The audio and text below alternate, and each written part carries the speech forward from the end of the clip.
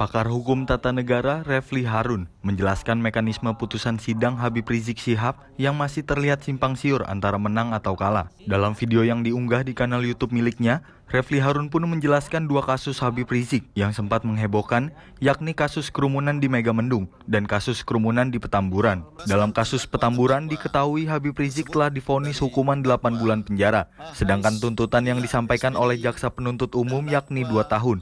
Hal itu karena jaksa menggunakan pasal mengenai penghasutan atau provokasi untuk melakukan tindak pidana. Refli Harun mengatakan, pihak Habib Rizik Syihab pada dasarnya tidak ingin mengajukan banding. Tetapi karena jaksa penuntut umum mengambil banding, maka kasus di Petamburan ditetapkan dengan hukuman 8 bulan penjara, terhitung sejak tanggal 12 Desember hingga 8 Agustus 2021.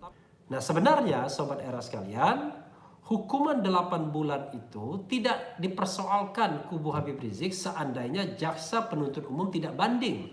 Karena mereka menghitung toh nanti dipotong masa tahanan, Habib Rizik akan bebas tanggal 8 Agustus. Jadi ini bukan cerita soal menang-menangan atau kalah-kalahan. Kubu Habib Rizik sendiri yang sepanjang yang saya tahu mengakui ada pelanggaran protokol kesehatan. Dan untuk itu memang kan sudah didenda oleh Gubernur Anies Baswedan sebanyak 50 juta. Nah harusnya memang tidak lagi diproses di pengadilan atau tidak lagi diproses oleh penegak hukum. Tapi kan penegak hukum kita tahu sendiri bertindak atas nama siapa, dia tetap mempersoalkan apa yang dilakukan oleh Habib Rizik di Petamburan. Sedangkan untuk kasus kerumunan di Megamendung, Habib Rizik telah dikenakan denda 20 juta rupiah dan tidak ada hukuman badan dan tidak pula mengajukan banding. Refli mengatakan, menurut laporan dari kuasa hukum Habib Rizik, menjelaskan bahwa banding diajukan oleh jaksa penuntut umum, namun hal itu ditolak sama seperti kasus Petamburan. Karena pengajuan banding oleh jaksa ditolak, maka keputusan kembali pada status quo, sehingga seharusnya Habib Rizik dinyatakan menang dalam kasus ini, jika tidak terkait dengan kasus tes swab di Rumah Sakit Umi. Tapi di Megamendung, kasus Megamendung, kita tahu bahwa hukuman Habib Rizik di Megamendung itu adalah denda 20 juta rupiah.